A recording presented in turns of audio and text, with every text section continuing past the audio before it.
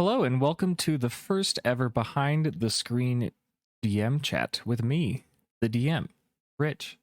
First of all, thank you so much for listening to this. If you are listening to this means I've either released it after a while that it's been sitting as like patron only access, or you're listening to it because you are a patron. And if you are a patron, I must say thank you very much.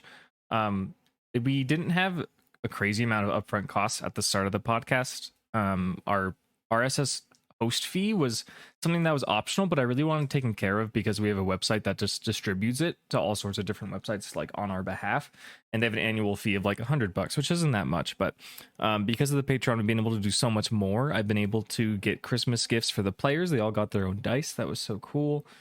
As of right now, we're starting our merch line, but that might already be out at this point because of the patron support, and there's probably more to come. So once again, if you're listening to this, thank you so much. It all just goes right back into the show, so I really appreciate it. I have no script prepared for this. I have no plans at all. I figured this would be the kind of thing that I would be happy to answer questions directly from patrons about in the future. But for now, I think I should probably just start with like the basics. What is Dunsparce and Drampa? How did it get started? What was my basis for setting everything up the way that I did? I think it really starts, well, obviously with a love of Pokemon and a love of D&D. I had been a player in some, like, I played one 3.5 campaign in college. I played a couple of 5e campaigns of D&D. I have consumed a fair number of like podcasts and shows. I got a little into Critical Role. I loved Harmon Quest. That was a really fun show. Just seeing it animated kind of like got you into it. I think they play Pathfinder on that. I don't know. D&D is just a lot of fun, and I'd always been a player. This is my first time DMing anything. After a while, I stumbled upon Boarding Party. Boarding Party is a YouTube channel that is run by a bunch of friends. I think they're in Arizona, and I think they're roommates, maybe? I'm not sure, but I found myself in a job where I had a lot of downtime, where I had to be looking around, but I didn't need to be doing anything with my hands, and I didn't have to be listening to anything.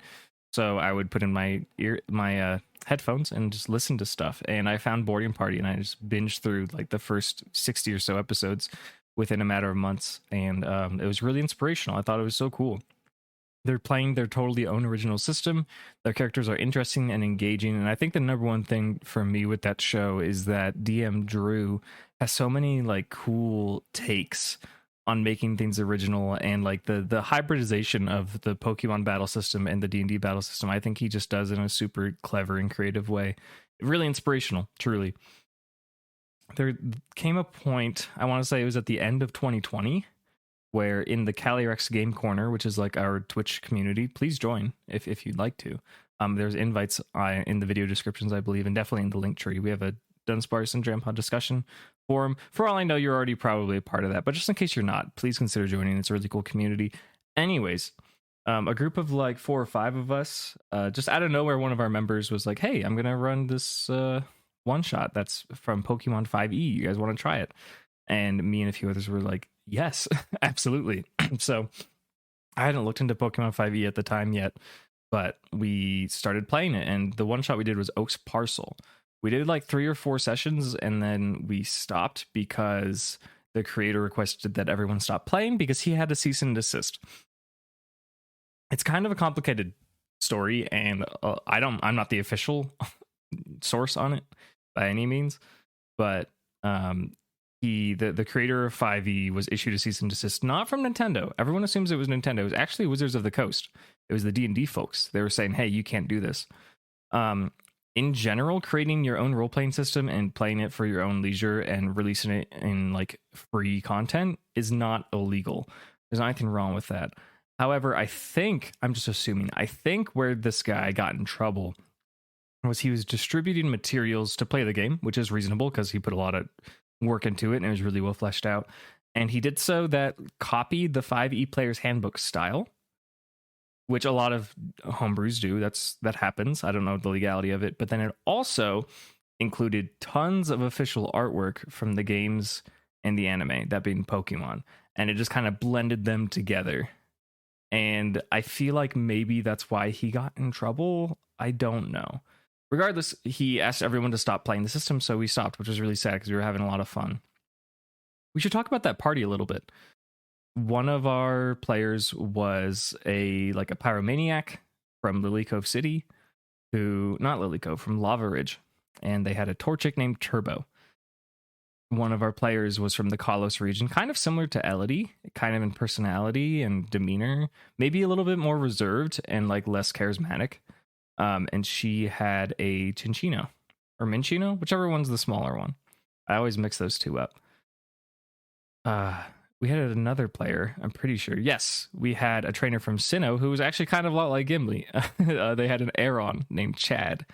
And I was playing a character from Kanto whose name was Benji.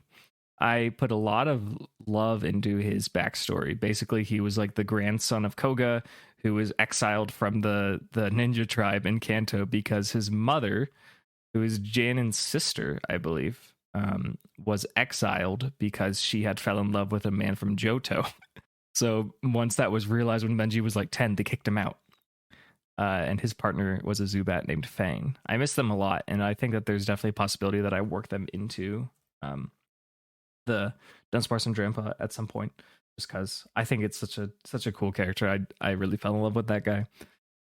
Anyways, yeah, we played about 3 or 4 sessions with the 5e system, and I felt like that got me to the point, like we did that and it was so much fun, and I was so looking forward to having dozens and dozens of sessions with this group, and then it just stopped, and I was like, no, it can't just stop. I can't, that's not fair.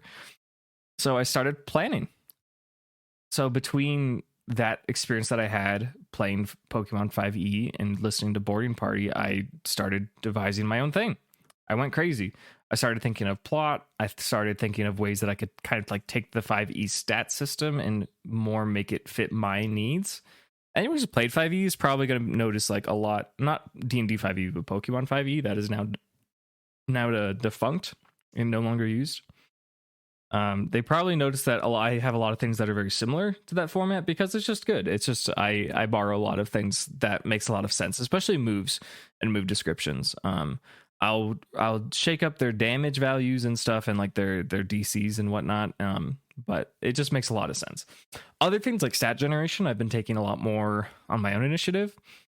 I think what was going on with P5E was like special defense and defense were kind of a hybridization of like wisdom or in like armor class, like kind of combined. But then dexterity ties into armor class and like speed ties into armor class. So you kind of have to, I just come up with numbers that like make sense to me. I don't know. I just kind of look at it and it's like, well, this sounds good. And like in my head, if I'm comparing these monsters to D&D monsters that are similar, then it just makes sense. Intelligence is a stat that's usually just reserved for psychic types. And not even all psychic types have good intelligence. But as far as like something that you attack off of, it's not very common because Pokemon are kind of like animals for the most part. Again, unless they're psychic types and they have a lot of, they're very smart. And then that's a different story. So I spent a few months in early 2021 coming up with my own kind of system that was very heavily based on Pokemon 5e, but also with my own little stuff. And I came up with a one-shot. I'm not sure if a recording exists for it. I don't know. I definitely recorded it not with the intention to release it to anyone, but because I wanted to review it and see how things worked. There was a lot of rule changes that came out of that one shot. And as a one shot, it also took 3 sessions. It took place in the Mirage Tower that you can find in Pokemon Emerald on the desert route in Hoenn. I wasn't planning on setting a campaign, like a full out campaign in Hoenn, but I think just after that little 3-shot went over well, I decided might as well stick with it, right? I came up with a plot line where the Rustboro Archaeological Society sent some strapping young trainers to go investigate the Mirage Tower because it doesn't show up all the time. It's like a mirage. They saw it in the desert and they're like, oh, we need people to investigate this, and they have to be powerful trainers because we don't know what's inside.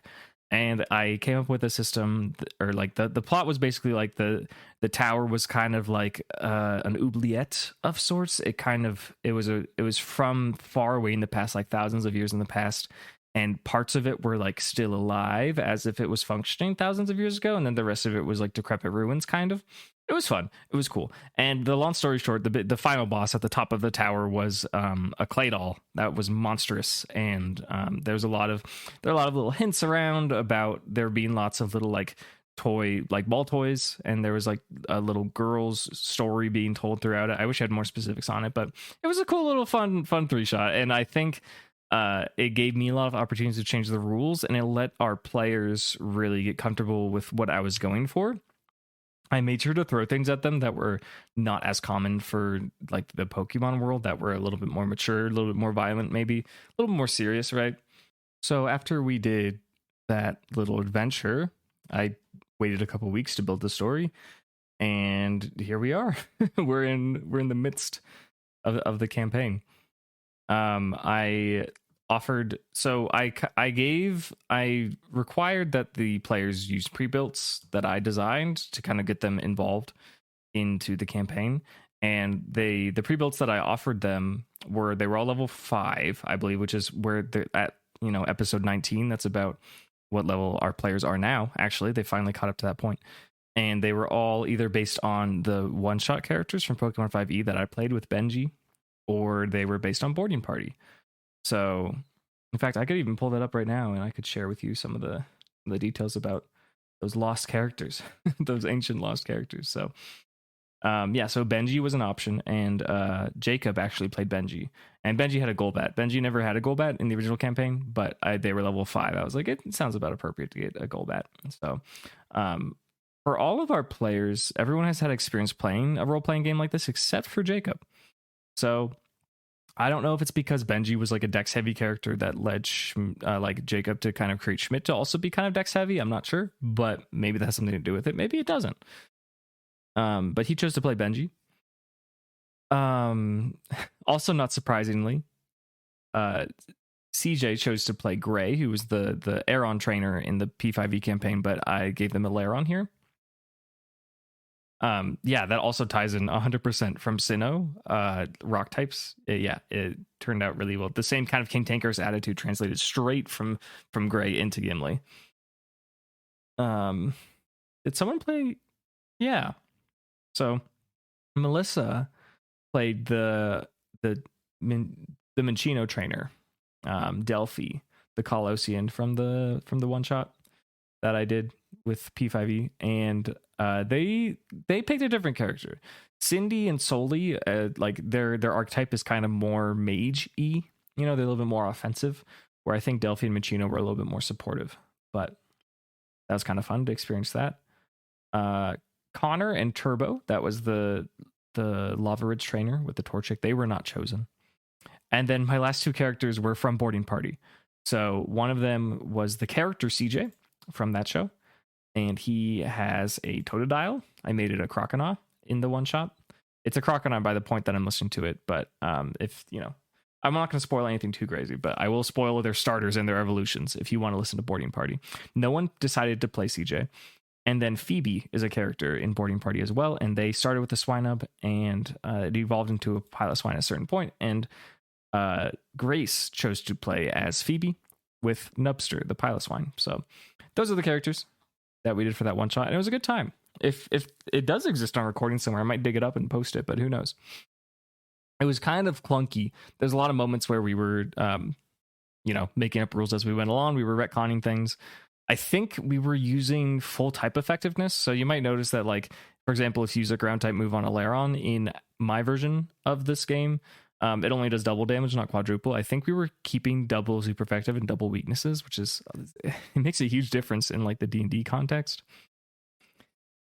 And then, so we did that. And then I gave the players free reign to make their own characters. And that's what they did. Grace had a couple ideas.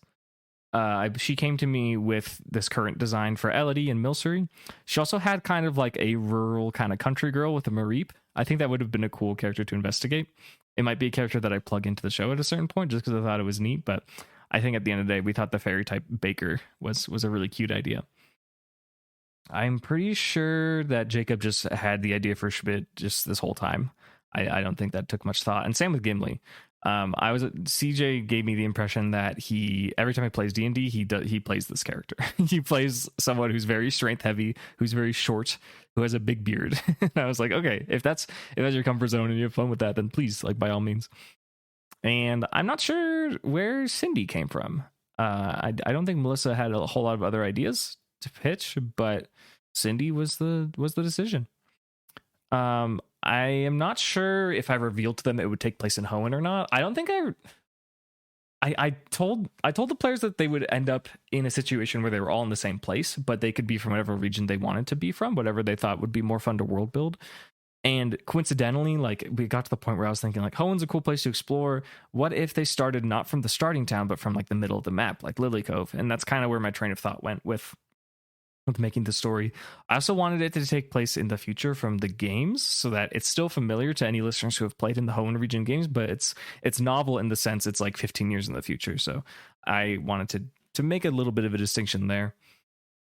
I also took some liberties in, hammering out some nuances that weren't present in other media, like how the government works. And even that I don't have fully fleshed out, but like, obviously the Elite Four is some sort of organization that handles stuff, right? Obviously the champion has a role, that they have some authority in the way that the civilization runs, right? It's never gone into detail as far as my knowledge in the anime or the games, but I just felt like there has to be some sort of governmental structure there. So I just kind of divided up the region into quarters, put the Elite Four in the quarters.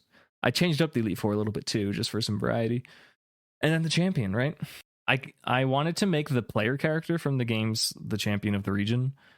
And I just feel like Mei is just much more popular and very recognizable and just kind of more interesting than Brandon. Brandon's cool. He's got a cool hat, but I don't know. I feel like Red is already in the world, I thought that Mei could be really cool to take place there. So yeah, they chose their starters. I've been making all the character sheets. I've been taking some input if someone's like, hey, this looks weird, or like, I don't agree with this, but it's happened like once from the players. I think for the most part, everyone's kind of on board with the stats that I've been doing. Yeah, I felt like, everyone kind of memes on the you all meet in a tavern style of starting games for like D&D and tabletop role-playing games. And like, it's a meme because it's good. I think it's a good way to start things off. I don't think it really makes sense in the Pokemon world necessarily, especially because one of these characters is quite a bit younger than the other ones.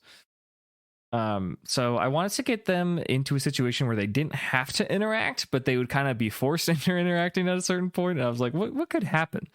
Lilycove in the games is like pretty open. Like, there's a lot of buildings, but like I guess in the Pokemon games in general, the cities are pretty open because your character is like kind of oversized and chibi, if you know what I'm saying. But that's besides the point.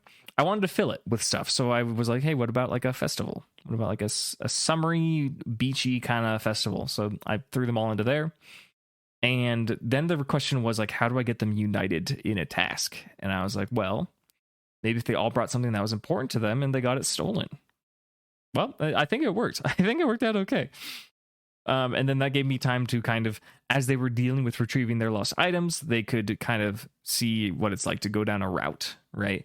Travel isn't really something I've been focusing on in this campaign very much. I feel like if, I'll do like 1 or 2 encounters per route, but if it's annoying for there to be an encounter that the party doesn't really want to have, I don't really want to force them to have it. You know what I'm saying? Like, I want to introduce things and challenge them every now and then, which I think I do so far with the campaign, but I don't see the point in just ruling encounters every time you hit the route, because I don't think that's fair to the players necessarily.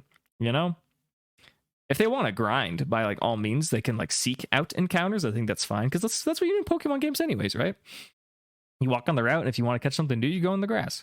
I kind of want to give them that opportunity to do that. I don't know if that's not true to the D&D ways, but that's just what I was thinking. So that's what we did. I wanted it.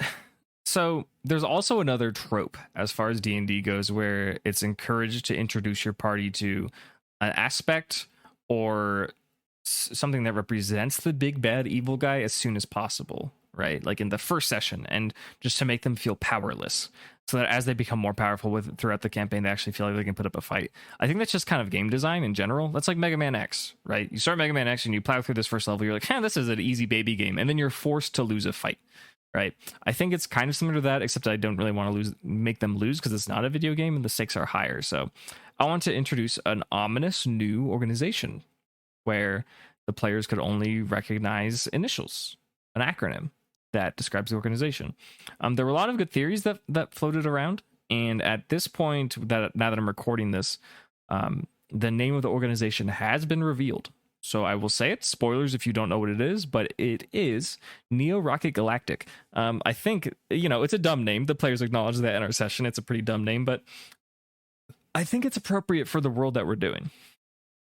I always thought that Team Rocket was just kind of the coolest, kind of classic kind of team, at least represented in the games. They're just capitalist kind of criminals and who steal people's Pokemon, which is like they're very down to earth kind of criminals in the sense.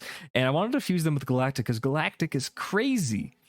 Out of all the teams in the games, they have the wildest ambitions. They want to make a new universe. Like, what the heck? I thought Team Magma was crazy when I played Ruby version. Nah, Galactic is like a whole other level. So I was like, what if we combined like the realistic kind of mafia aspects of Team Rocket with the otherworldly ambitions of Team Galactic? I just thought that was neat.